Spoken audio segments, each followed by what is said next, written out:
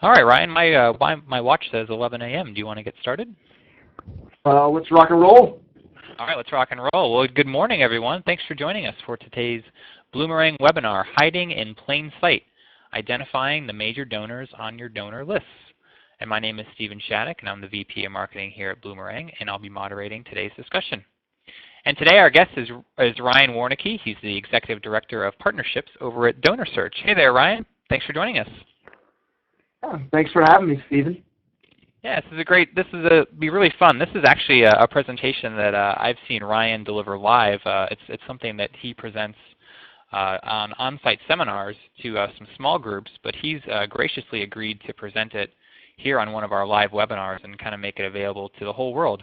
Ryan's going to share some really awesome information about prospect research and wealth screening with us today. There's a lot of information in these slides that hopefully people will find very valuable. I know that people that have seen this presentation have reviewed it quite well. So excited to share this with you guys. And what's going to happen today is Ryan's going to run through his presentation. He's got about a 30 to 35 minute presentation, and in the time remaining, we're going to jump right into an interactive question and answer session. So as you're listening to Ryan, if you hear something that maybe you want explained further or elaborated on, or maybe just talked about a little bit more or clarified, please do send some questions our way through that chat box right there on your screen. I know some people have been chatting already, which is great. We like that session to be interactive, so don't be afraid to ask Ryan anything. You've got an expert here on prospect research for about the next hour or so, so take advantage of it. We'll try to answer as many questions as possible before the noon hour in the Eastern time zone. So just a little bit of house cleaning. I will be sending out the slides and a recording of the presentation a little later this afternoon. So if you have to bounce early, or maybe you want to watch it again with some colleagues later on, look for an email from me later this afternoon with all that great information in it. So I'm not going to waste any more time. I'm going to hand things off to Ryan to get us started. So Ryan, take it away. Well, thank you, Stephen. So everybody, like Stephen said, I'm Ryan. I've been working at DonorSearch for a little over 3 years, working in the prospect research field for that amount of time. I'm the Executive Director of Partnerships here at DonorSearch. So let me go ahead and let me get through the slide right here. This is the agenda. I just introduced myself, so you all know who I am. Really quickly, we're going to go through a quiz. What have been the philanthropic trends recently in the past few years? Then we're going to go and take a look at who is a great donor. We're going to do that by looking at markers of philanthropy and wealth. So when you look at somebody in your database, what information can you append about them that says, hey, they might be able to turn into a really good major gift donor, or what might make them stand out as a major gift prospect. And lastly, we're going to turn it over to all of you for some questions and answers. And before I fully hop into this, it looks like Wendy said the sound quality is poor. Wendy, can you hear me okay, or is it still goofy? I think you're sounding pretty good, Ryan. I'm going to tell people to dial in by phone if they have any trouble. That's usually a little bit better audio quality. Okay, awesome. All right, thanks, Stephen. So let me go ahead and let me jump into it. We're going to go right into the quiz, okay? So I want you to take out some, write down what you think the answers are to these questions, and we're going to go through the questions, and then I'll give you the answers. So between 2011 and 2012, what do you think total U.S. charitable contributions were? Do you think that it's A, less than 100 billion, B, 300 to 400 billion, C, 500 to 700 billion, or D, less than 300 billion? So, between 2011 and 2012, all money donated to nonprofits, which of those brackets do you think it falls into?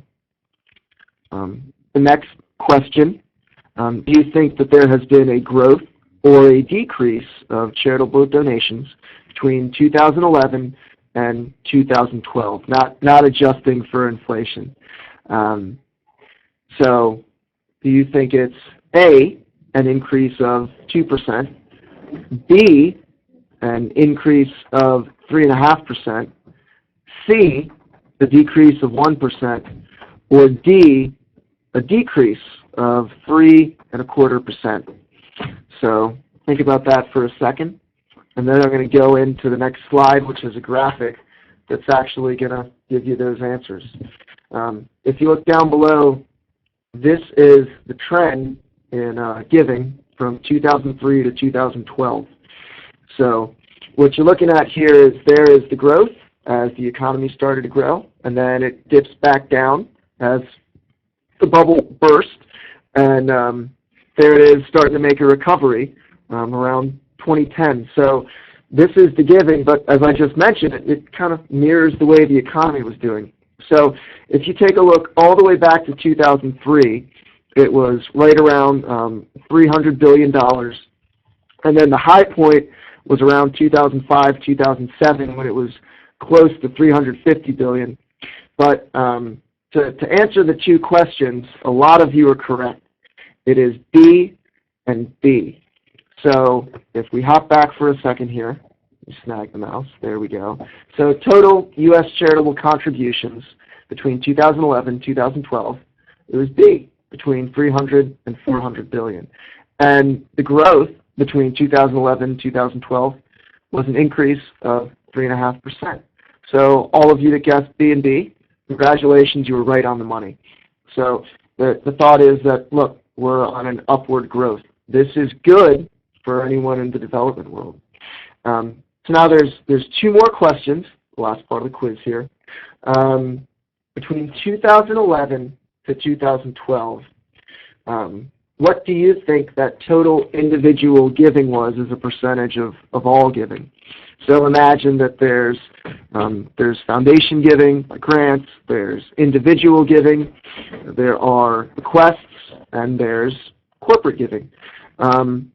So do you think it was A, 50% was from individuals, B, 98% was from individuals, C, 83% from individuals, and D, 72% was from individuals?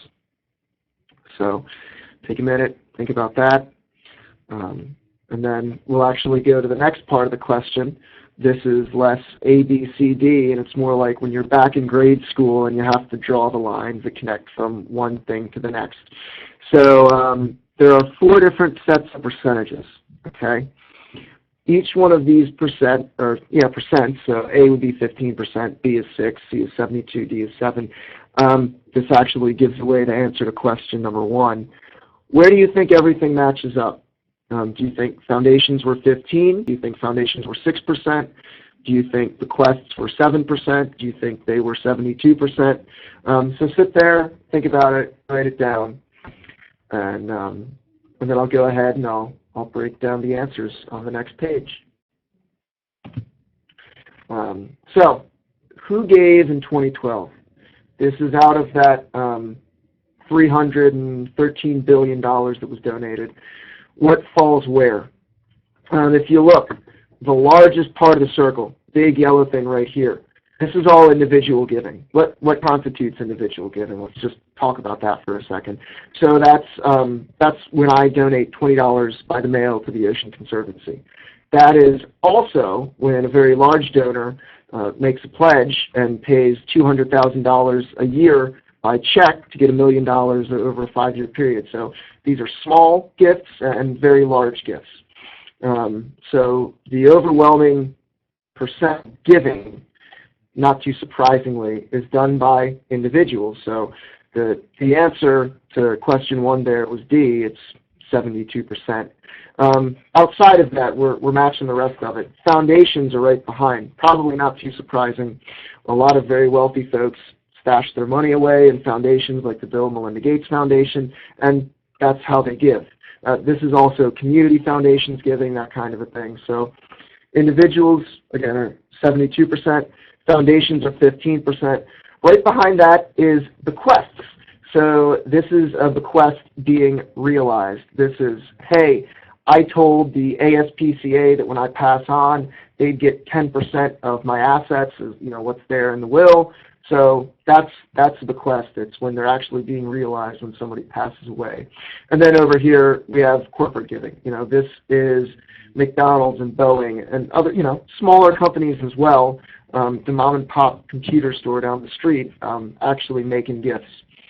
So that's the breakdown. What this says is, if you're going to figure out who you can go after to get most of the money available, it's saying that individuals are the way to go.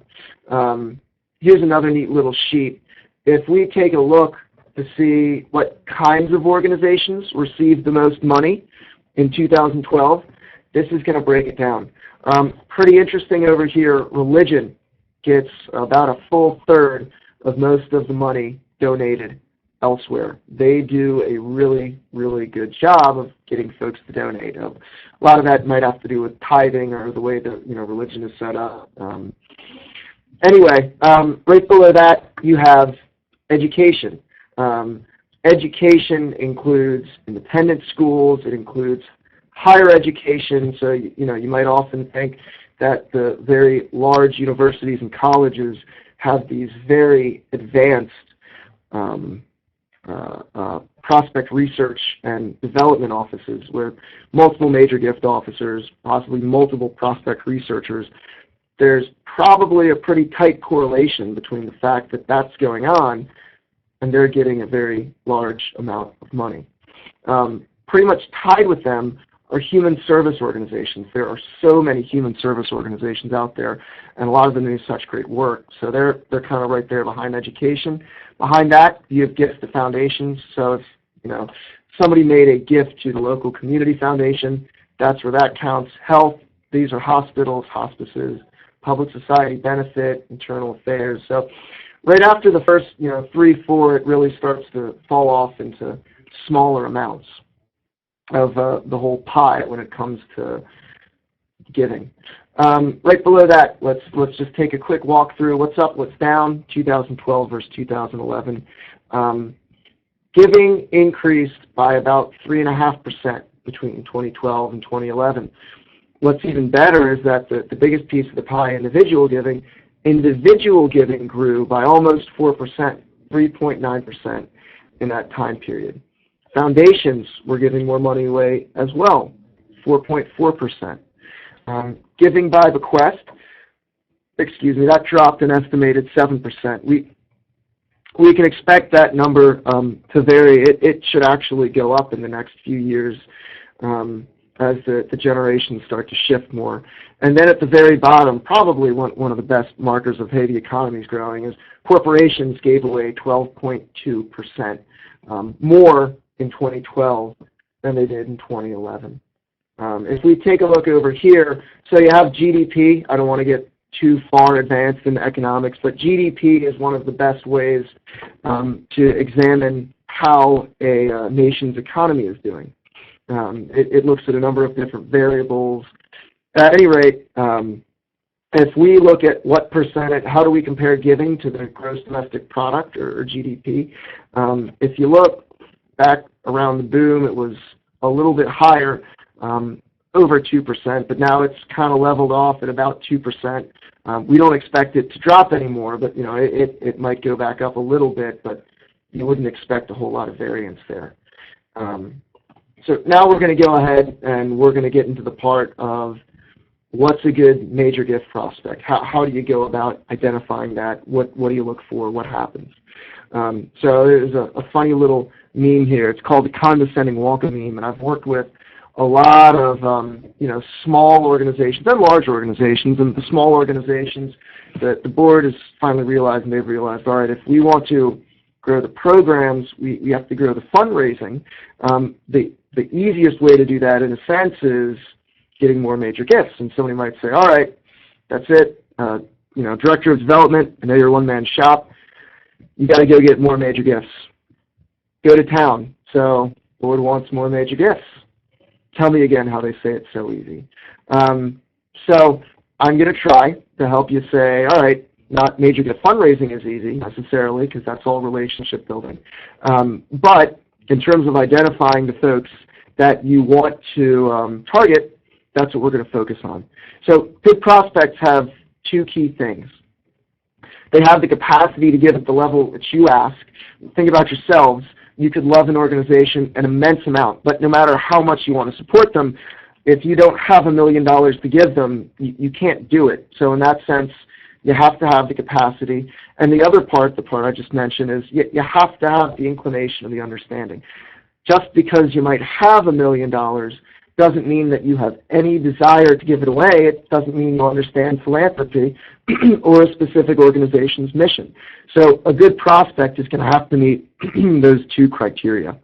Below that, development is building the relationship with those prospects. So what are the markers you should look for to find those prospects? Now, if you take a quick look here with the markers of wealth and philanthropy, what has been shown time and time again, and this number may even be 15 and 85%, but when you look at giving, it's a pyramid. And the majority of the money is given from a smaller subset of individuals. And it's often referred to as the 20-80 rule. So 20% of an organization's donors typically will give 80% of the money to the organization. All right, so how do we go around and how do we find the 20%? The thought here with the pictures is, hey, here are all these people. They could be your big donors. He could be your big donor. You know, this is your standard, this guy has to be the best donor because he's this old monocle man, right? He looks very wealthy and dapper, but really, could be any of these normal-looking folks over here too. So what we're going to do is I'm going to very quickly explain. We did a back test where we took information that 400 nonprofits provided us, where they told us about 2 million different donors to them, and they told us those donors gave them $5 billion. And as a company, what we do is we append wealth and philanthropic data, and we said, you know, we have a good idea of what we think some good markers might help people self-identify, but let's actually test it. Let's see what we can figure out. So down here, we're going to go through who are the top 20. The best thing you can do, and this is very common, this is something you'd hear on any kind of Bloomerang webinar, is your best major gift prospects are the people that already donate to you. So the first thing that you might want to do is analyze previous giving to your organization. So what are the pros? Data you have is free if you make sure to keep track of who gives. The predictive capabilities are not usually impacted by average recording errors or inconsistencies. So if there's a few errors, you'd imagine them to be uniform. It shouldn't be too terribly tough. And it's very simple. You can run something such as an RFM, which stands for recency, frequency, and money, to identify who those folks with the best affinity are. And I'll go ahead and I'll show you a simple RFM example in a second. What are cons associated with that? Well, the cons are that it's limited to the success or failure of your previous marketing efforts.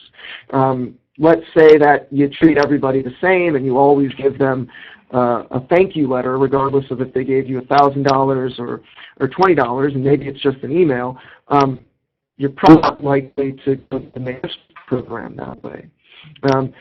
The other thing is, what if you're a small organization, you don't have a whole lot of donors, then it's tough to kind of take the mile-high view with a very small set of data. Outside of that, you know, it can be difficult to project opportunity outside of those previous performances. So again, this kind of says this is the great place to start, but you have to take a little bit of a look outside. So down below that, I'm going to show you what's a very simple RFM. This is what this is it's saying, all right, if you take every record in your file and you want to look at some summary giving information, what are the three variables you can pull? All right, so let's say you take a look at when's the last time somebody made a gift. So if you have 500 people in your database, right, you compare their last gift date across the board, everyone's going to fall in a percentile. So in the case of this person, they fell into the 82nd percentile. They are fairly recent donors as compared to the rest of the file. In terms of frequency, you do the same thing. How often are they giving? In this case, they might have given recently, but as opposed to the rest of the file, they're not giving too often. And then money. How much money have they donated compared to the rest of the file? Maybe most of the file has given away $40 and these people have given away $60, right? So in that case, they're right around the 65th percentile. When you're trying to do this, what you do is you take all of those scores, each percentile score, and you add it up, and everybody gets a 0 to 300 score. And that way, you're just looking across the board, hey, who has the best affinity with us based on this summary giving information. Again, this is free. There's functions in Excel that will let you do these comparative rankings. All you have to do is a very simple export out of your donor management software to do this. And again, that's the good starting point, because these folks are the ones that have a good relationship with you. All right. So outside of that, this is where we're actually going to get into the back study part. When you're not looking at your own data, what's the next best thing to look at? It's predictive of somebody being a good major gift prospect. Well, if you look over here, it's not too surprising, really. It's when you can find people that are making big gifts elsewhere. If you can identify somebody that's philanthropic in a big way at other organizations, ideally within the last 5 years, and some people think it's to organizations with similar interests or other interests, that really depends greatly on what school of thought you come from. But nevertheless, if you can find somebody making a gift in a donor honor roll of a local organization of $5,000 or more, they are a great prospect for you, assuming, again, that there's a bit of a relationship. So what are the pros and cons associated with this data? The pros: much of the data is free and easy to understand. You can get annual reports from a lot of local organizations. They might be printed.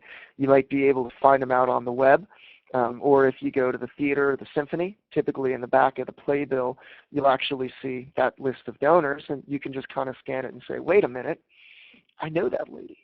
She'd probably be a good major gift prospect for you if there's, again, a relationship with your organization. Now, what are the cons associated with that data? Well, after a while, if it's on the internet, an organization might take it down. Additionally, not all of that information is public.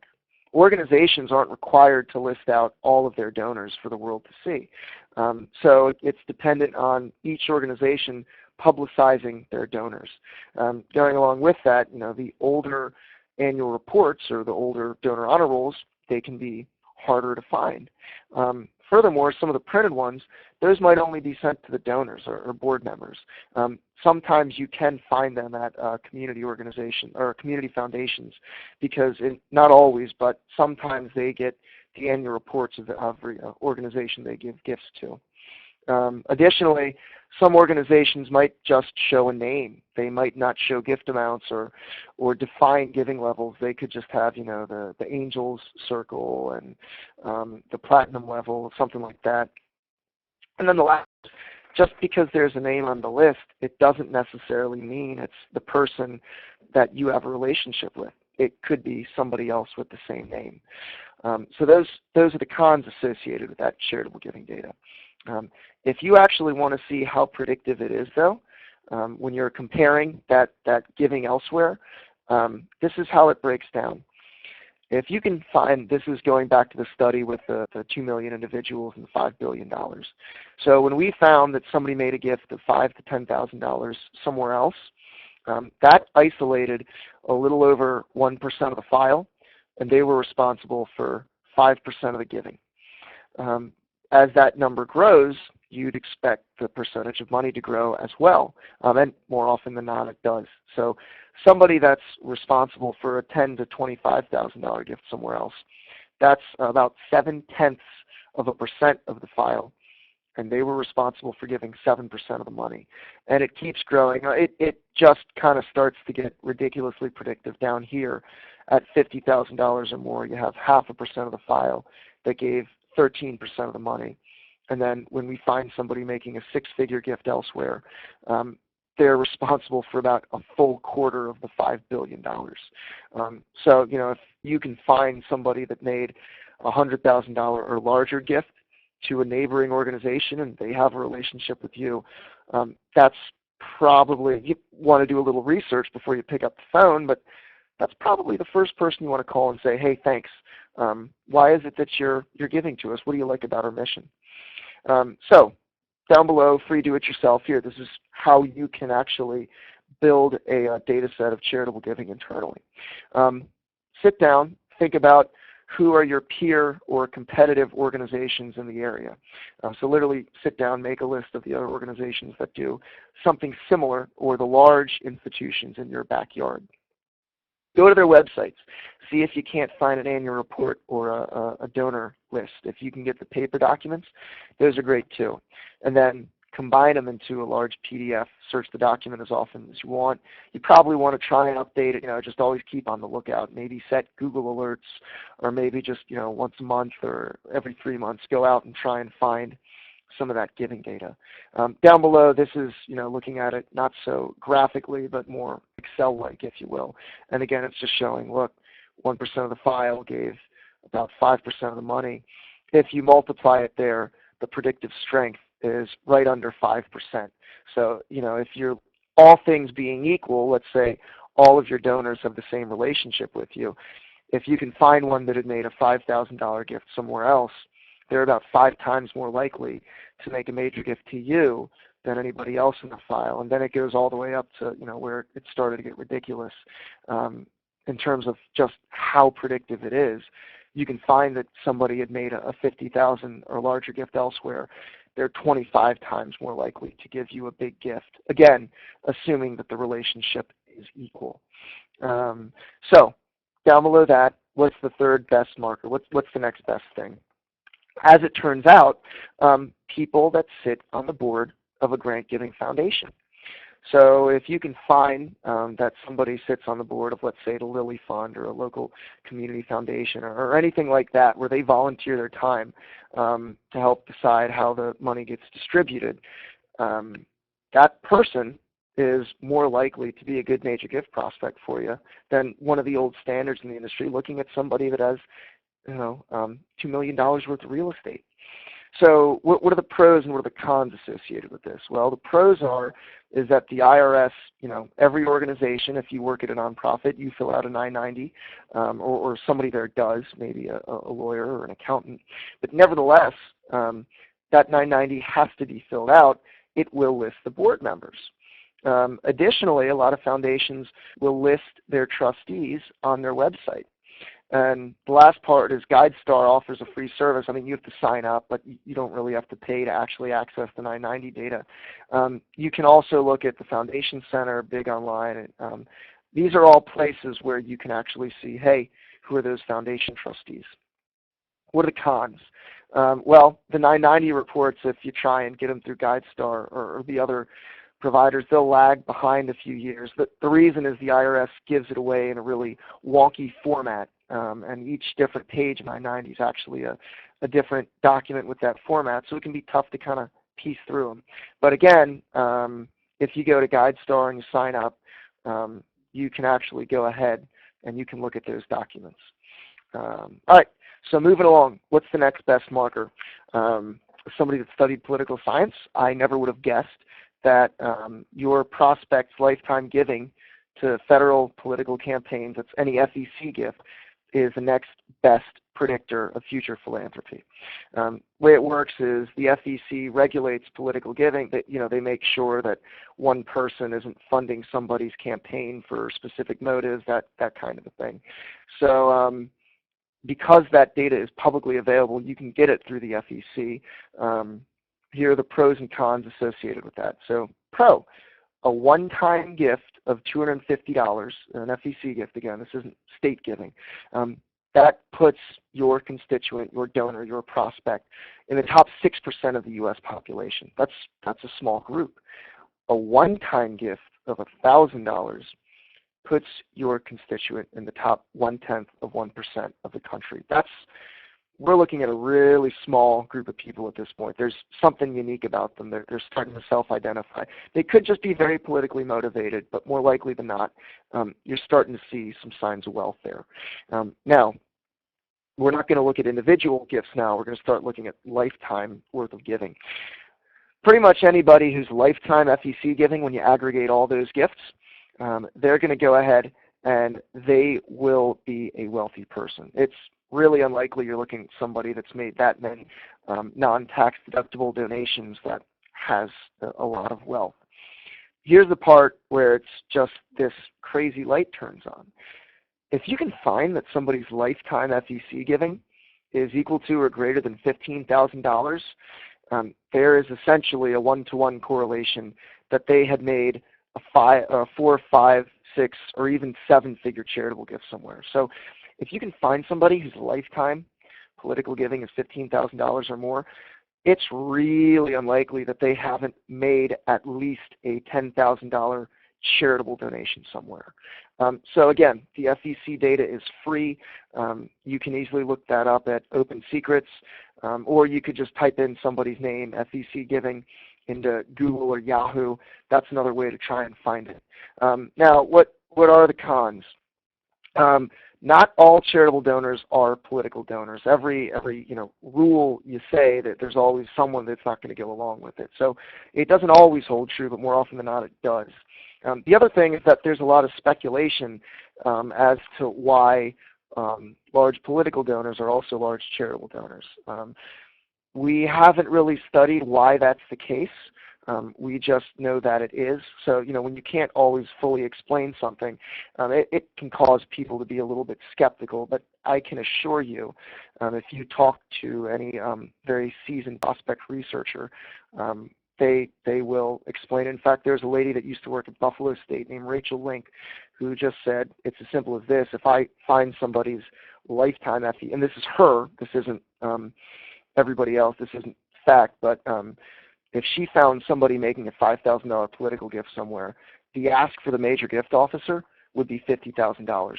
No other variables, that piece of information alone. So it is quite predictive. Down below, this is a quick look if you're looking at to add the charitable and political giving. When we looked again at those 2 million people and the $5 billion and saying, hey, what can we append? When we were able to find that their lifetime giving, charitably, politically, elsewhere, was above $500, that isolated 14% of the file that was responsible for about 75% of the giving. Again, if you can find folks giving elsewhere, it just gets wildly predictive. If you look at the top here, when somebody's total giving elsewhere was $2,500, that was a little under 4% of the file that was responsible for over half the $5 billion donated. So, again, I'm going to stop after this in a little bit, but the giving, when you can find folks giving elsewhere, just as these pie charts show, it's incredibly predictive. If you want to go ahead and here's the next slide. Come on.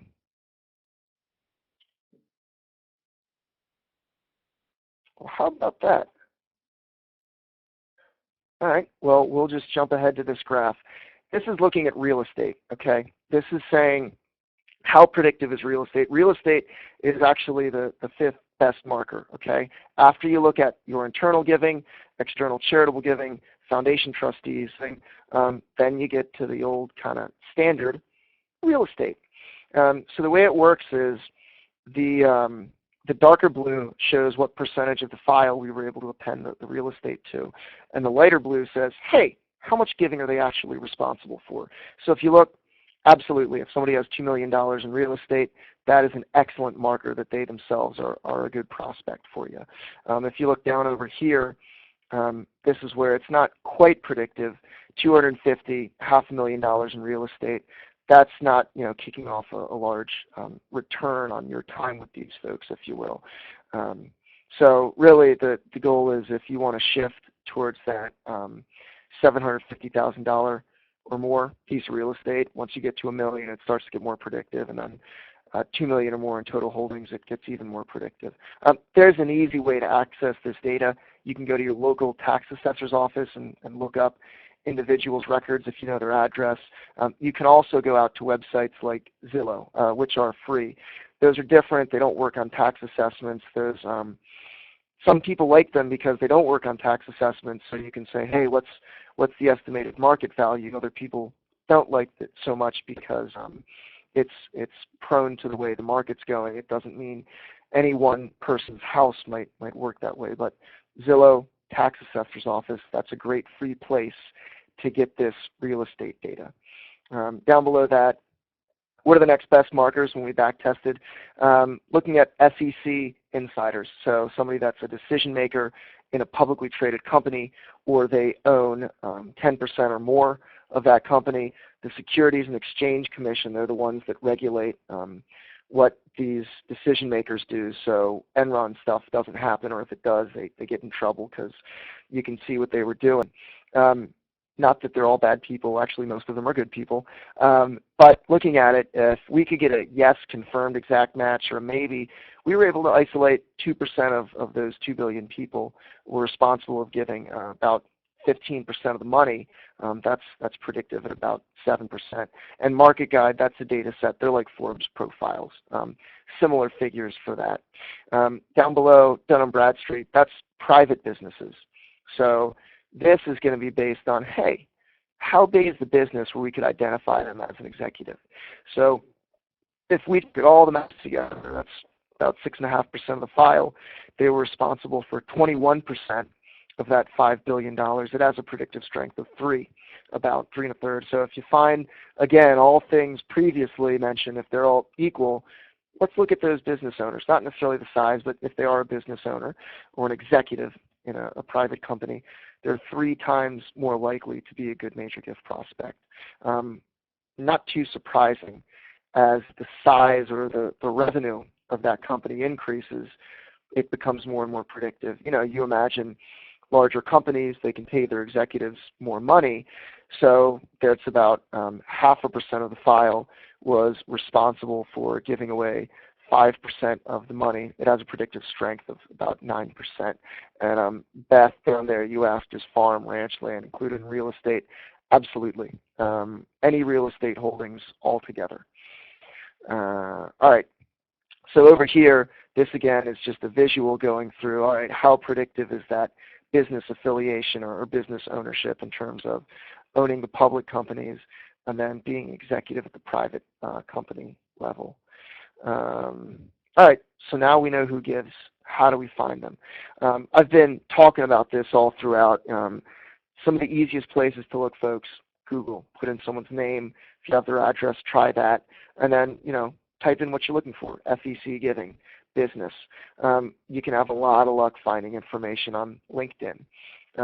So there's the search engines, public directories. So Edgar, freeedgar.com, that will tell you the information about SEC insiders. seedgar.com, that'll go ahead and give you Canadian stock info. What are private databases? So these are ones they're not, you know, kind of out there as openly, but they're free to use. Hoovers, there's a free version of Hoovers that'll tell you the business information. Zillow will get you real estate data. Open Secrets and Follow the Money, that'll give you some of the political giving. GuideStar, that will give you information about those board members at the grant giving and the grant seeking nonprofits. And again, I guess I didn't spend too much time on this, but when we found that somebody sat on the board of a grant receiving organization, like the ones that many of you may work for, that wasn't too terribly predictive in and of itself to say, hey, this person's a really good donor. You know, they're volunteering their time, they're doing a lot for you. Sometimes, not always, but more often than not, absolutely. And that doesn't necessarily mean that they give, though. And then down below, there's actually, I'm not sure if this is still available, but please feel free to try it. DonorSeries.com/integrated search. You can actually test the prospect research service that the company I work for has. So that's another place. And then social media. Now you have to have a social media account to get a lot of information on these people, but LinkedIn, Facebook, Twitter, People, My Life, these are different ways you can try and get info about these folks. Keep in mind, though, that if you're looking them up, it's highly possible that they can see you looked them up. Now, who are the pay services? So here are online kind of one-off searches. There's Capital IQ, WealthX, us, Donor Search, iWave, Wealth Engine, LexisNexis, GGNA, DonorScape, Target Analytics. They're a Blackbaud division. They have a product called WealthPoint where you can do that. screening analytics and automated review lists. These are ones, they're up at the top. It's saying, oh, I wonder what Steve's doing. Well, you could check out Steve or Lauren Johnson at this address. Down here, this is kind of a more proactive in mass review where you take a look at everyone in the database. Hopefully, all these folks are doing an internal and an external review on everybody, but it varies based on what you're getting from the provider. We're all different. So donor search, we do the batch reviews and the analytics, as does Wealth Engine, Target Analytics, GG&A. iWave also does that, and various fundraising consulting firms have their own products. Really quickly, this is the kind of a profile that we're capable of delivering, and a lot of the other vendors do something quite comparable where, hey, this is the biggest gift we found in making. Here's an estimated 10% of their net worth, and then what the quality matches versus everything that's possible. I'm going to go ahead and I'm going to turn it out to you for questions.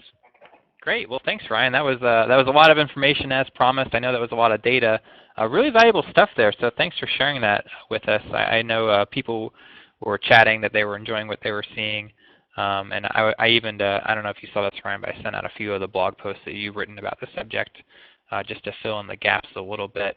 But that was great. We do have about probably 12 or 13 minutes for questions. I know some folks have asked questions already, and we're going to get to those. But if you were maybe sitting on your hands there and wondering a few things, do reach out and ask Ryan a question here.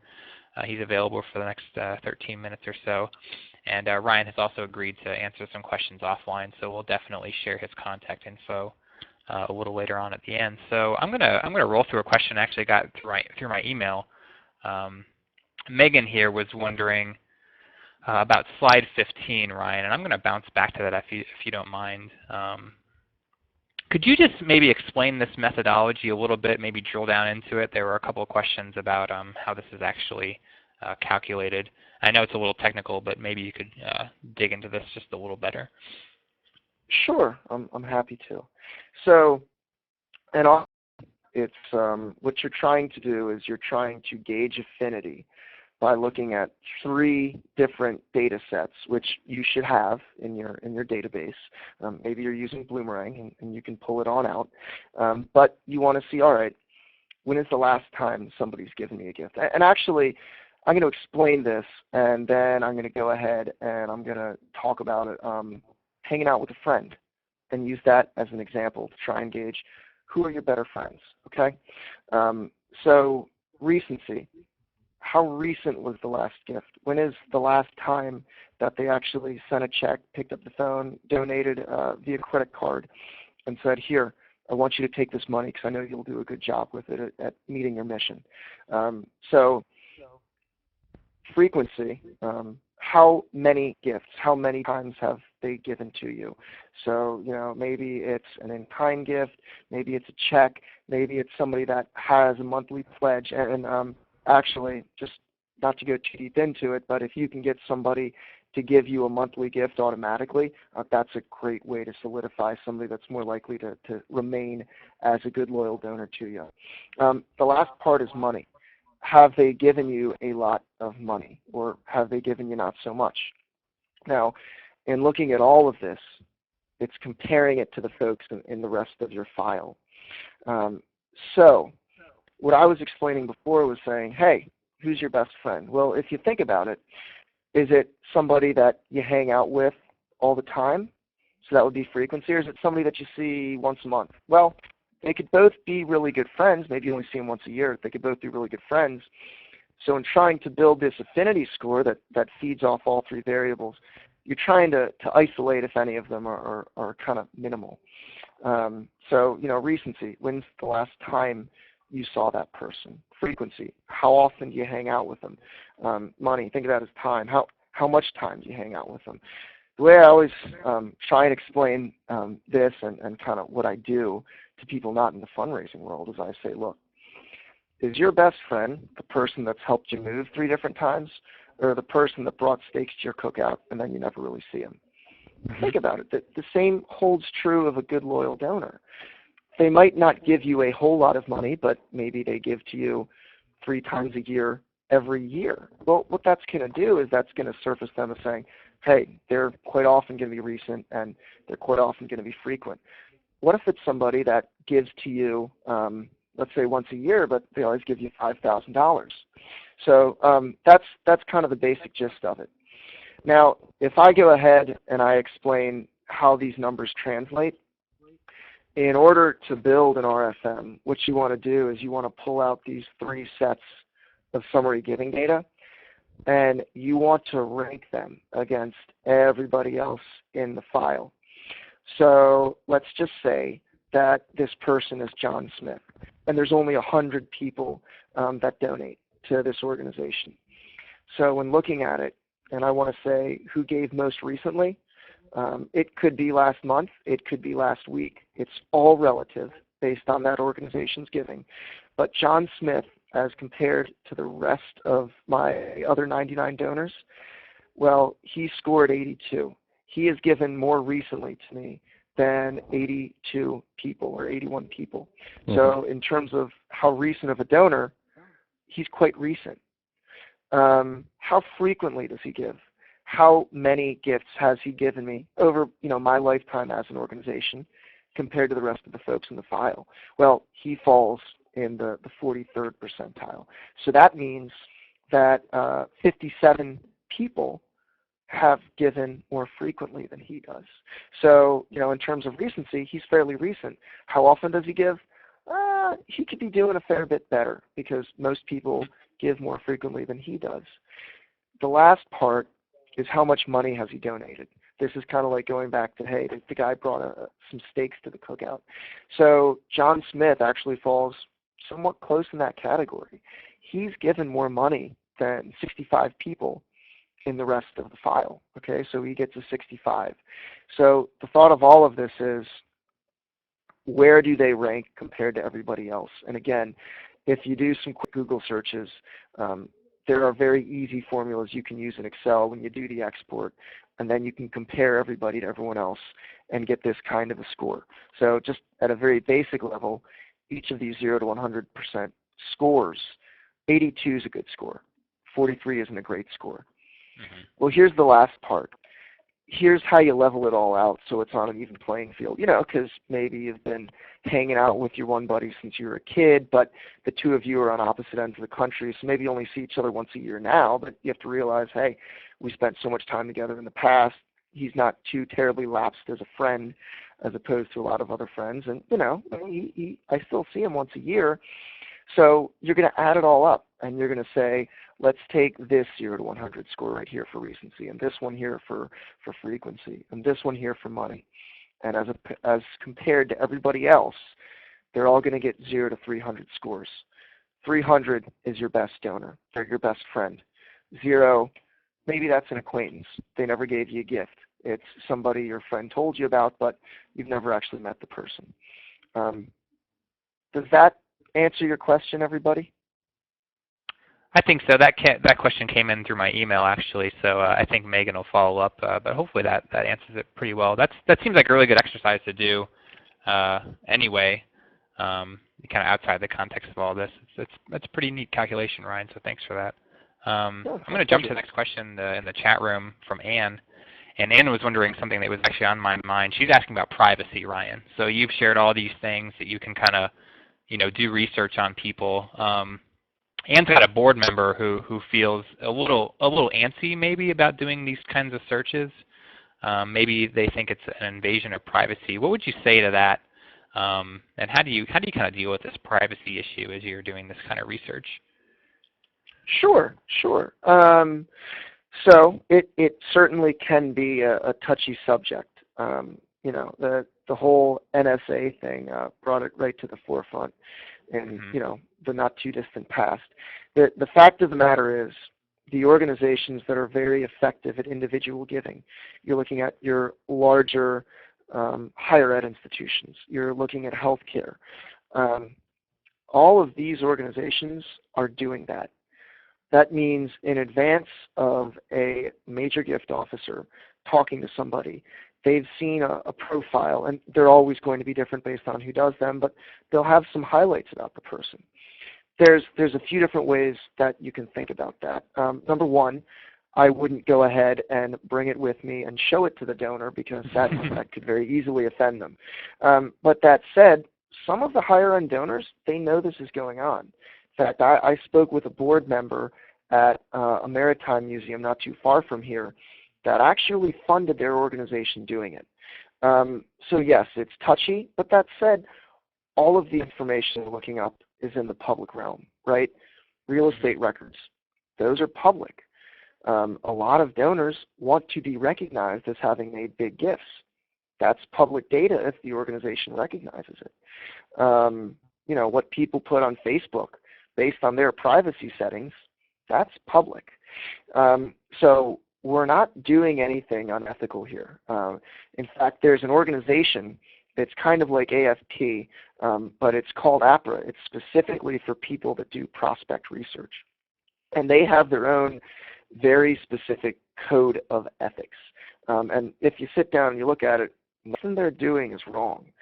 The other thing is that if you go to somebody that's a really big major gift prospect and you know almost nothing about them, that's one way that you might actually kind of peeve them off. They might not be too keen if you haven't done your homework and figured out who they are. So yeah, there's a fine balance. Am I suggesting you talk to their banker and try and figure out what the bank account is? Absolutely not. But you know, knowing before you go talk to the CEO of a local company who's been giving you $50 a year, and you know before you never picked up the phone and said thanks, you probably want to find out what he did before he was the CEO. And if you can figure out what his giving is, I mean, you know, in advance of going to talk to him about what he likes about your mission, you might know he already likes the arts, or you might know that he's given tons of money to muscular dystrophy. You might be able to find the part of your mission and surface that as an opportunity to her and say, wait a minute, Laura, I see that you funded a lot of multiple dystrophy initiatives. Well, this is what we're doing at our hospital. This is what we're trying to accomplish. Do you want to add any input? Is there something that you like? Is there something that you might like to see? So yeah, it's all completely ethical. Again, I wouldn't hand them their profiles. If they do ask to see their profiles, you really should show it to them. So be careful what you write in your notes, because they should really, according to AFP, they should be able to see the contact reports too, if I'm not mistaken. But yeah, it's all public data. You're not doing anything unethical. I think that's pretty fair advice to be don't be creepy, right? Just don't be creepy. Boil it down to that. Beth here in the chat room has a question about real estate. Ryan, I know that was one of your 5 markers. She's wondering, is farm and ranch land included in real estate? I think the answer is yes. Yep, absolutely. So again, you have to keep in mind everything that we did was in the context of our back study. We didn't try and isolate it to see how real estate was coded and figure out whether or not that was predictive. So we didn't actually look to say, hey, if we only look at real estate holdings where it's farmland, how does that translate amongst the $5 billion? We kind of looked at it at all real estate from mile high. So in that stance, yes, real estate is included. Do we know how predictive farmland is? No, we don't. I am sure, in fact, a good friend of mine, her family owns a whole bunch of farmland in Indiana. I don't know what it's worth on paper, but if it's over $1 million, it would say, wait a minute, these folks are good major gift prospects, when in fact they really might not be. Conversely, if you look at a guy like John Bon Jovi, he has like $1.5 million, maybe it's more, in real estate in New Jersey that's classified as farmland. That was a nifty little way for him to save some tax money to say, yeah, this is my farm. So it could go either way. I don't really know when you hone in on something that specific how it pans out. But more or less, yeah, there's a lot of money in real estate. Sure. It's somebody that you shouldn't overlook. Cool. Well, great. I think we covered a lot of the questions in the chat room that were focused on, wealth screening and research and things. And there were a couple of questions about fundraising that I answered with some blog posts, and hopefully that was helpful to folks. We've got about 5 minutes left, and Ryan, since you were so nice to to share all this information with us, I kind of want to give you the last word to talk about what you do and maybe a little bit about donor search if you want. But here's Ryan's contact info, and Ryan, I think it's safe to say that you'd be happy to answer any more questions that maybe we didn't get in time, or that may be a little more in depth. Is that a fair statement? Yeah, it is. So folks, Donor Search is a prospect research company. We help organizations and consultants with this kind of stuff all the time. Don't be shy. Go ahead, give me a call if you have questions. 410-702-4223. And that's about it. There were two other questions I saw down at the bottom. Yeah. Was it? There's one from Monica. Maybe you could answer an organization like AFP, but for prospect researchers. Yeah. That was on your list. Yep. That organization is called APRA, and I actually I don't think it is here. Okay. APRA. If you just Google APRA, I wish I could remember what it stood for, but it's essentially the. Is that Association of Professional Researchers for Advancement? Yeah. Yeah. Thank you, Stephen. You're correct. That's exactly what it is. And if you're interested, you can actually go ahead and you can join their blog. It's called Prospect L. It's not really a blog. It's an open forum where people write questions and other researchers help them. So really, it's a great community. You don't have to be a researcher to sign up. I wouldn't go there and ask very specific questions about how to use your database. That really peeves people off. Excuse me. But if you do have questions like, hey, I'm new to prospect research, and I want to try and figure out a way to say an easy, free way to get FEC giving data for my folks, where can I go do that? They'll tell you. They'll help you out with that. There was another question up above where somebody said, if I enter information about my folks into Bloomerang, does that mean it's public information? And I'm going to turn it over to Stephen, but the short answer is no.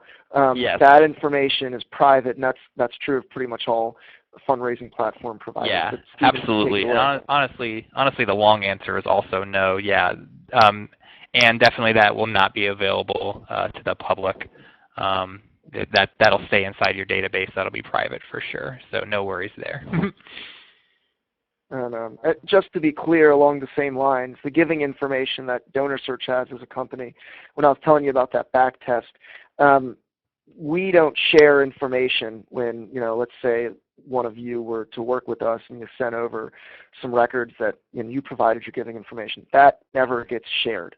The databases that we have of charitable giving, that all comes exactly from the same way that I explained. You all could build your own charitable giving databases about looking at publicized donor honor rolls.